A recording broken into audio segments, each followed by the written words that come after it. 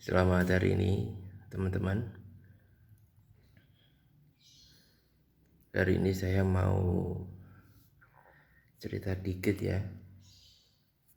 Kawasaki Estrella 250. Oke, ini Estrella saya. Nah, ada sedikit tambahannya di motor saya ini, filternya. Jadi ini mau saya sharingkan juga. Ini jadi W250 atau Estrella yang beredar di Indonesia itu pertama kali masuk itu kalau nggak salah di tahun 2014. Jadi motor ini kalau punya saya ini udah di custom ya, jadi bentuk standarnya nggak kayak gini. Nanti Anda semua bisa cek itu, atau yang punya Estrella mampir ke video saya biar tambah pengalaman ya.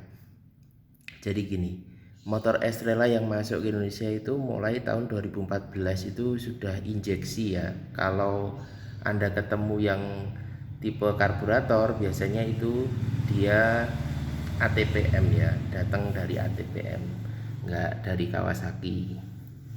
Nah, untuk Kawasaki sendiri ini yang W250 ini itu build up Jepang ya. Jadi material aluminiumnya ini berbeda ya, lebih kuat. Oke. Nah,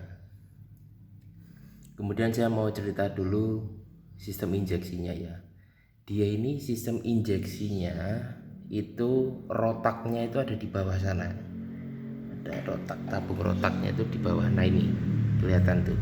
Nah ini tabung rotak injeksi yang mengompresikan bahan bakar,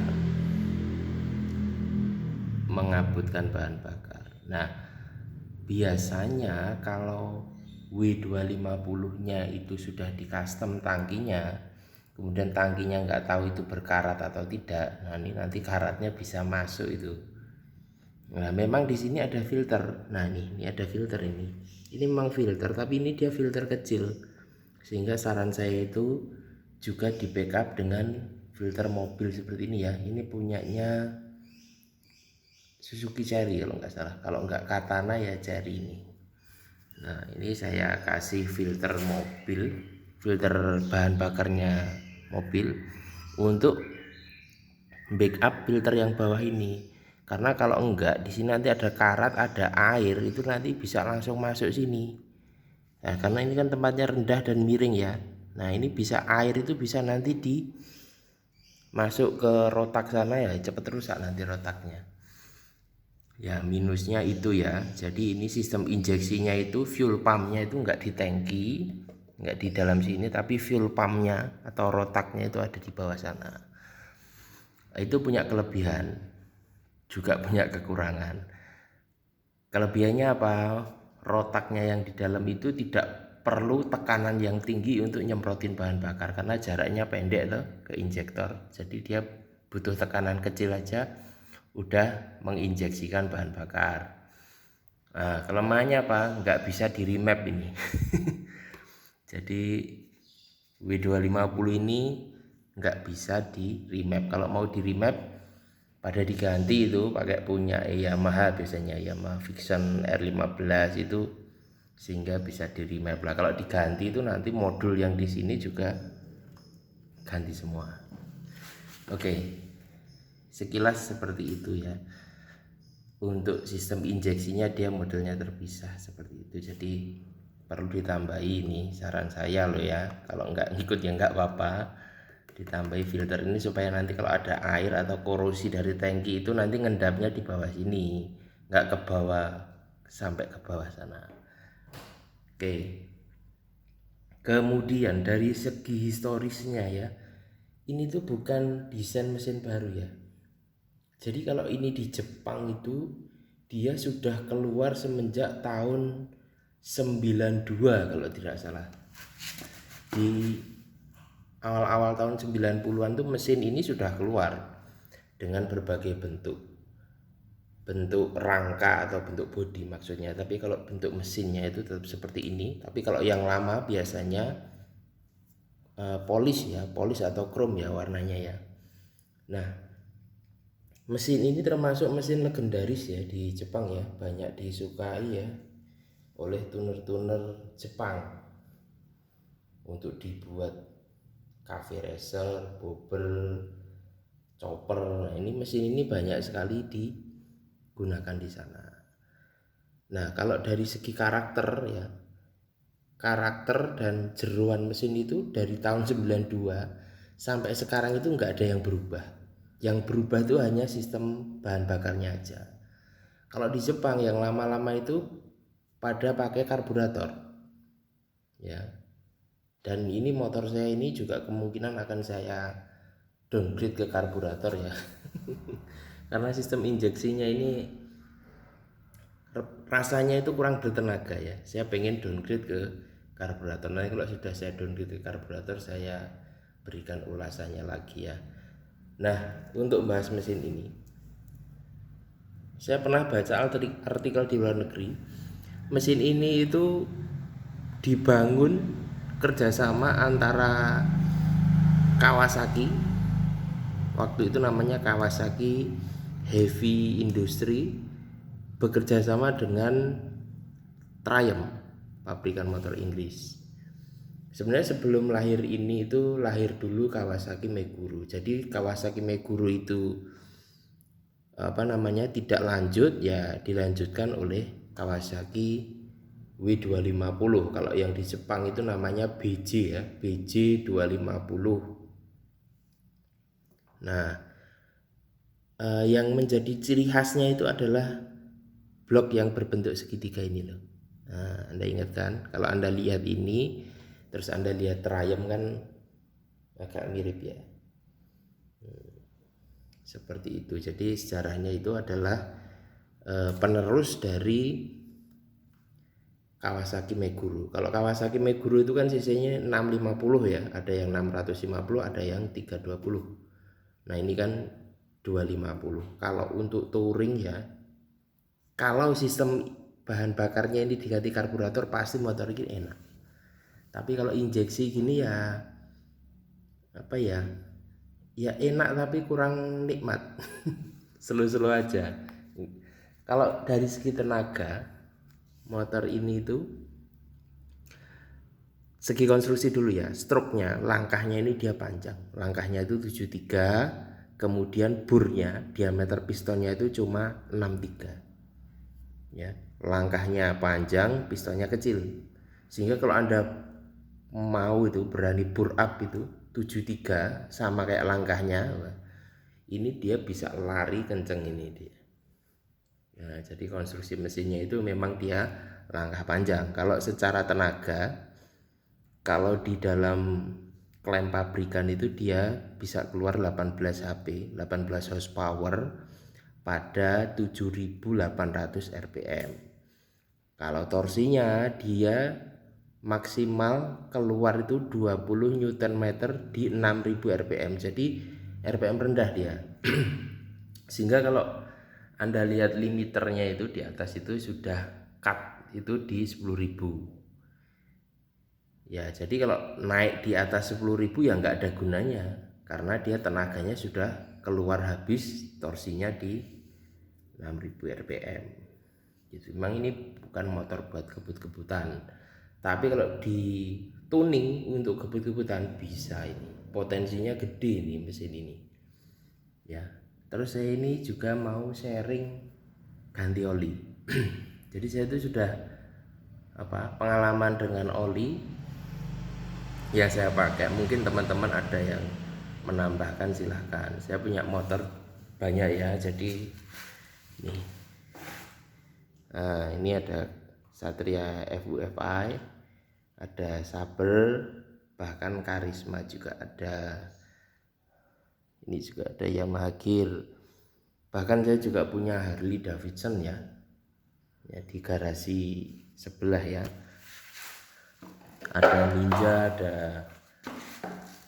Scorpio. Nah, ini saya mau sharing oli ya. Ini itu ada masalah ketika saya ganti oli genuine Kawasaki itu ya. Itu Yang SAE-nya itu 2050 ya, kekentalannya 2050 itu kalau sudah di atas 500 ya, 500 km itu kopling ini, kalau ada kopling itu koplingnya nggak mau lepas, jadi masuk giginya itu keras gitu loh, kayak nggak dikopling gitu loh. Nah menghentak gitu loh, nah itu nggak enak, itu udah kalau oli kayak gitu tuh udah tak tinggal, itu udah nggak mau pakai saya, itu nanti akan merusak sinkro di transmisinya. Nah sekarang ini saya mau ganti oli pakai oli Estar nih ya, olinya ini nggak iklan oli, cuma ini saya nyoba oli ini, nanti perkembangannya gimana akan saya sampaikan. Yang 2050 W nya kekentalannya itu 20 W 50 4T dan harus JASO MA ya, ada tulisannya MA nya kayak gini ya. Jadi kalau beli oli itu harus ada yang tersertifikasi JASO MA, itu untuk kampas koplingnya karena dia tipe kopling basah gitu ya teman-teman ya. Jadi saya cuma mau sharing apakah enak pakai oli ini ya. Nah kalau Anda pakai oli yang encer ya, contoh 10W30 atau 40, itu argumennya gini, ini tuh mesinnya itu tipenya SOHC ya, dia ini juga long stroke ya, RPM-nya itu juga tidak, limitnya itu enggak tinggi. Anda kasih oli encer ya, itu biasanya loh ya, biasanya mesinnya nanti akan lebih getar atau kasar. Nah kalau mau pakai oli encer 10W30 itu cocoknya itu, nah mesin DOHC itu cocok untuk pakai oli encer ya, oli yang 10W30 itu nggak apa-apa karena dia sistemnya DOHC, stroke-nya pendek dan noken asnya katupnya itu double ya, DOHC gitu teman-teman ya. Kalau yang tipe klasik kayak gini saran saya pakai oli kental aja, karena oli encer itu juga mudah menguap ya. Lebih baik Anda kalau pakai oli itu nggak usah terlalu mahal tapi sering diganti, nah itu lebih bagus daripada Anda pakai oli mahal tapi long drain ya, istilahnya Anda ganti olinya itu sampai di 2000 3000 baru ganti oli karena oli Anda pakai oli mahal. Lah itu malah merusak mesin, karena biasanya oli mahal itu oli sintetik dan oli sintetik itu menguap ya. Kalau saya untuk motor-motor klasik bahkan Harley saya itu pakai olinya itu juga mineral oil, enggak sintetik ya, karena oli sintetik itu nguap jadi nanti menyusut dia. Kalau yang mineral itu enggak menyusut. Cuma kelemahannya apa? Mineral, oli mineral itu, base mineral itu di atas 1000 km performanya dia turun, kemampuan kemampuan mendinginkan mesin, melumasi dan lain sebagainya memang turun, tetapi jumlahnya itu tetap. Nah kalau oli sintetik itu dia jumlahnya itu menyusut, bahkan bisa sampai setengah. Saya pakai motul itu habis sampai setengah, saya isi 1 liter, tinggal setengah liter.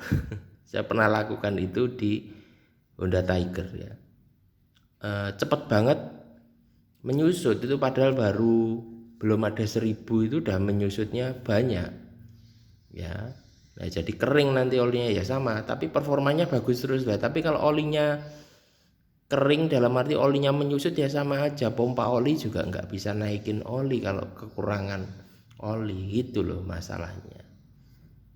Jadi kalau pakai oli sintetik itu sering-sering cek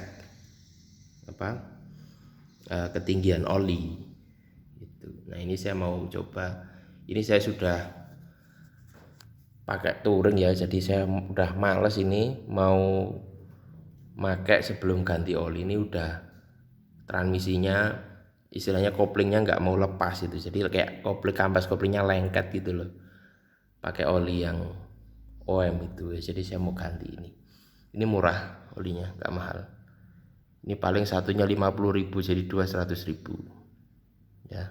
Untuk mesin klasik, konstruksi mesin klasik kayak gini sudah tepat menurut saya. Nanti 1000 kilo mau saya ganti, nggak usah lama-lama, yang penting olinya selalu baru, ya itu bagus. Oke gitu ya teman-teman ya. Gantinya gimana, ini Anda sediakan kunci kayak gini loh ya, kalau bisa yang krik ya, yang kayak gini Anda setting untuk arah putar buka ya. Biasanya kalau orang yang pemula itu kalau di bawah, posisi di bawah itu dia bingung ngarah muternya kemana. Nah ini paling mudah itu pakai kunci krik kayak gini, pakai racet ya namanya. Nah ini dia bautnya di 17 ya, ukurannya 17, tempatnya di paling bawah dirinya. Nih ya kelihatan ya. Nah itu tabnya di sini. Oke gitu dulu ya, karena ini nggak pakai tripod ya, saya pegang di tangan. Saya ganti oli dulu. Terima kasih teman-teman. Kalau ada yang mau tanya-tanya silahkan di kolom komentar ya, saling berbagi. Oke, terima kasih.